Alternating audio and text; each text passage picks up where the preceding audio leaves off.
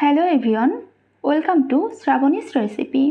ভীষণই মজাদার মাটন বিরিয়ানির রেসিপি শেয়ার করব আজকের রেসিপিটি আমি প্যাকেট মশলা দিয়ে তৈরি করে দেখিয়েছি। হাতের কাছে থাকা উপকরণ দিয়ে সহজভাবে রেসিপিটি তৈরি করে দেখিয়েছি। আশা করছি আপনাদের ভালো লাগবে। এই রেসিপিটি দেখলে খুব সহজেই বাড়িতেই আপনারা খুবই মজাদার মাটন বিরিয়ানি তৈরি করে নিতে পারবেন। চলুন দেখে নিই আমাদের আজকের রেসিপিটি বানানোর জন্য এখানে আমি প্রায় 800 গ্রাম মতো খাসির মাংস নিয়েছি। মাংসটা আমি চর্বি সহই নিয়েছি। এবার এর ভেতর দিয়ে দিচ্ছি 3 টেবিল চামচ টক দই, দিচ্ছি 1 টেবিল চামচ আদা রসুন বাটা। এখানে আদা আর রসুনটা একসাথে বেটে নিয়েছি। 10-12টা কাজু বাদাম বেটে নিয়েছি, সেটা এর ভেতর দিয়ে দিচ্ছি।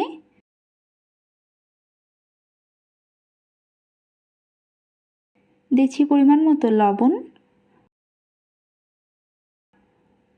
আর এখানে দিয়ে দিচ্ছি 1 প্যাকেট বিরিয়ানি মশলা। আপনারা এখানে যে কোনো ব্র্যান্ডের বিরিয়ানি মশলা ব্যবহার করতে পারেন। দিচ্ছি হাফ চা চামচ ধনিয়া গুঁড়া, হাফ চা চামচ জিরার গুঁড়া, 1 চা চামচ মরিচের গুঁড়া। এবার এই মশলাটা একসাথে ভালোভাবে মেখে নিচ্ছি।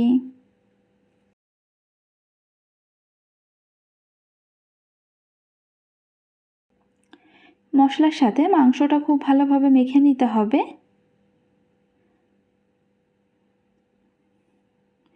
মাংসটা মেখে নেওয়া হয়ে গিয়েছে। এখন এটা আধা ঘন্টার জন্য ম্যারিনেট করে রেখে দেব।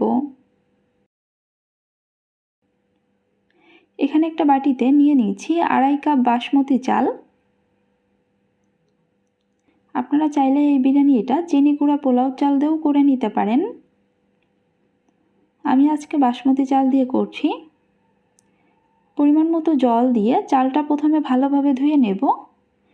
বেশ কয়েকবার জল পরিবর্তন করে চালটা ভালোভাবে ধুয়ে নিতে হবে। চালটা ধুয়ে নেওয়ার পর এর ভেতর জল দিয়ে এটা আধা ঘন্টার মতো ভিজিয়ে রেখে দেব। এদিকে একটা বাটিতে 1/4 কাপ তরল দুধ নিয়েছি। এর ভেতর সামান্য একটু জর্দার কালার দিয়ে দিচ্ছি। এটা বিরিয়ানিতে পরে ব্যবহার করব। জর্দার কালারটা ভালোভাবে মিশিয়ে নিচ্ছি। এখানে আমি 5-6 টুকরো আলু একটু বড় সাইজ করে কেটে নিয়েছি। এর ভেতর সামান্য একটু জর্দার কালার দিয়ে দিচ্ছি। জর্দার কালার দিয়ে আলুর সাথে ভালোভাবে একটু মেখে নিচ্ছি। প্রথমে আলুটা ভেজে নেব। এখানে একটা প্যানের ভেতর নিয়ে নিচ্ছি হাফ কাপ তেল। এবার এই তেলের ভেতর আলুগুলো দিয়ে দিচ্ছি।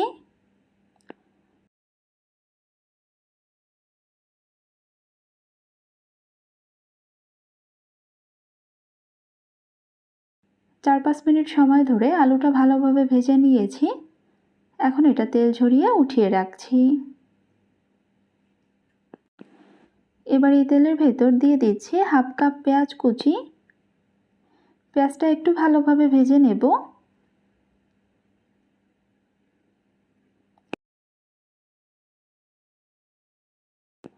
দিচ্ছি 2 টুকরো দারচিনি, 3টে এলাচ।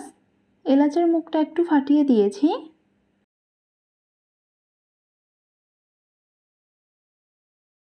পেঁয়াজটা ভেজে নেওয়া হয়ে গিয়েছে। এখন আগে থেকে ম্যারিনেট করে রাখা মাংসটা এর ভেতর দিয়ে দিচ্ছি। মাংসটা দিয়ে ভালোভাবে মিশিয়ে নেব।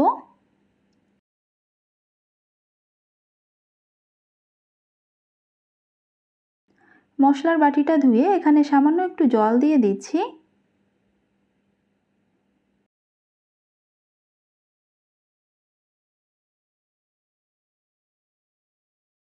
মাংসটা ভালোভাবে মিশিয়ে নেওয়া হয়ে গিয়েছে। এখন এটা একদম লো আছে ঢাকনা দিয়ে রান্না করব 10 মিনিট। 10 মিনিট পর ঢাকনাটা সরিয়ে নিচ্ছি। এই যে দেখতে পাচ্ছেন মাংস থেকে কিন্তু বেশ অনেকটাই জল বেরিয়েছে। আমি কিন্তু এখানে কোনো প্রকার জল ব্যবহার করিনি। এই পর্যায়ে জল ব্যবহার করার কোনো প্রয়োজন নেই। মাংস থেকে যে জলটা উঠবে এই জলেই কিন্তু মাংসটা খুব ভালোভাবে কষিয়ে নেওয়া হয়ে যাবে। মাংসটা ঢাকনা দিয়ে রান্না করব মাংসটা ভালোভাবে সিদ্ধ হওয়া পর্যন্ত।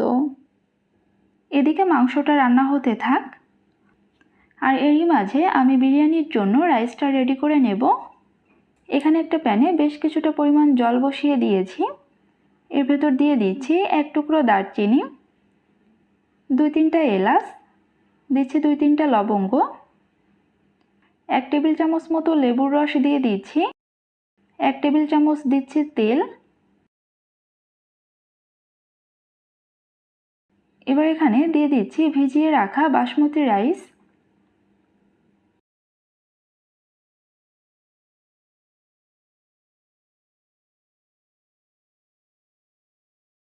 পরিমাণ মতো লবণ দিয়ে দিচ্ছি। এই সব কিছু নেড়েচেড়ে একটু মিশিয়ে নিচ্ছি।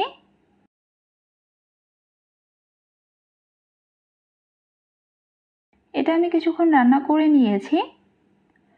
রাইসটা কিন্তু 100% সিদ্ধ করে ফেলা যাবে না, এটা 80% মতো সিদ্ধ করে নিতে হবে। এটা আমি একটু চেক করে দেখছি এটা ঠিক আছে কিনা। এটা 80% মতো সিদ্ধ হয়ে গিয়েছে। এখন এটা চুলা থেকে নামিয়ে জলটা ভালোভাবে ঝরিয়ে নেব। আর এদিকে কিন্তু মাংসটাও রান্না করে নেওয়া হয়ে গিয়েছে। আরও বেশ কিছুক্ষণ সময় ধরে এটা রান্না করে নিয়েছি। মাংসের ভেতর যে জলটা ছিল এই জলটাও কিন্তু সম্পূর্ণভাবে শুকিয়ে গিয়েছে। এবার এখানে দিয়ে দিচ্ছি 1 কাপ তরল দুধ।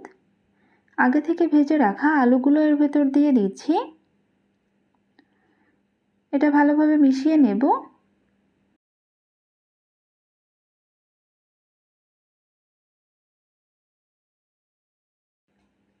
এটা আবারও কিছুক্ষণ ঢাকনা দিয়ে রান্না করব।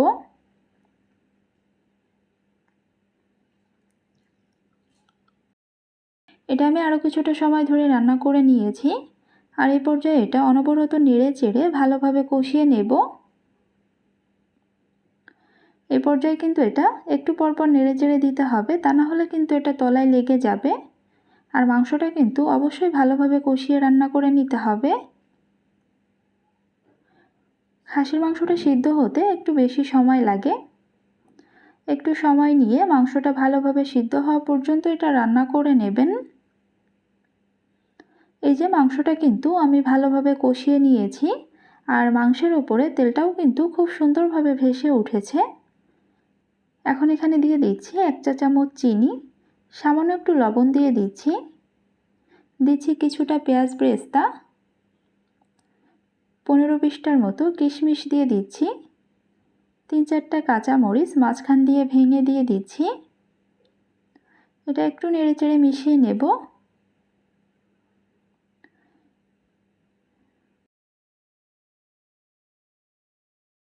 এই পর্যায়ে এখানে আগে থেকে সিদ্ধ করে রাখা রাইসটা দিয়ে দিচ্ছি। রাইসটা দেওয়ার পর এটা উপর থেকে একটু সমান করে দিচ্ছি।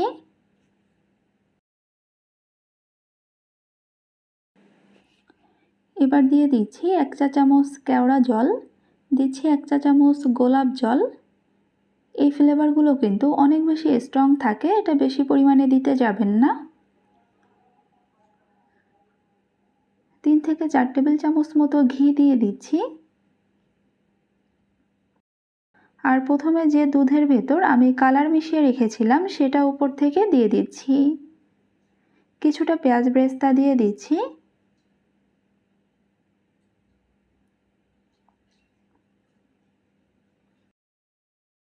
এবার এটা একদম লো আঁচে ঢাকনা দিয়ে দমে বসিয়ে রাখবো 20 মিনিট।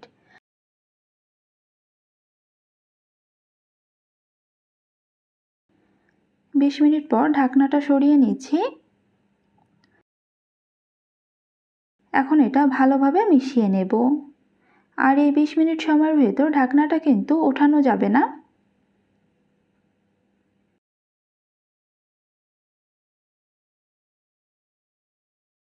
এটা একটু ভালোভাবে মিশিয়ে নিলেই কিন্তু বিরিয়ানিটা একদমই তৈরি হয়ে যাবে। বিরিয়ানির রাইসটা কতটা ঝরঝরে হয়েছে সেটা আপনারা দেখে নিশ্চয়ই বুঝতে পারছেন।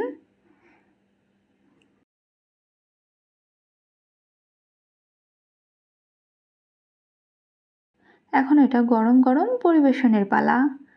এভাবে বিরিয়ানিটা রান্না করে দেখবেন, বাড়ির সকলেই অনেক পছন্দ করবে।